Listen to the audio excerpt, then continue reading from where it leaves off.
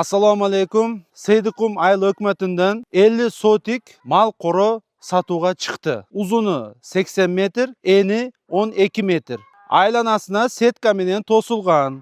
Кызыл китеп документтери өз орнунда. Коро сарайга караштуу мал кой бага турган 50 гектар аренда жайыты жери дагы бар. Коронун арка жагында чоң канал өткөн. Сейдикум айыл өкмөтүндөгү киргендеги бул биринчи коро. Дарегин түшүндүрүп өтүп кетем. Сейдикум айыл өкмөтүндөн чыгып келгенде солго бурулуп 2 километр 800 метр түз эле барганда ошо корого жетип барабыз. Айланасына толук ушундай сетка менен ороп чыгылган. Ограждениясы бүткөн.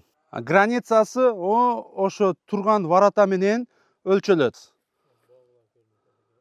Аркамда турган ушул теректер дагы ушул территориянын ичине кирип кетет. Ушул аркамда көрүп турганыңар 2 бөлмөлүү үй менен. Силер көрүп турган коро малкана мына ичи. Полный пышыгыш менен бүткөн, үстү тамы жабылган. Узуну 80 метр, ени 12 метр. Почти 1000 квадраттуу мал коро. Бардык суроолор боюнча төмөндөгү телефон номерлерге чалып, сурап билип алсаңар болот.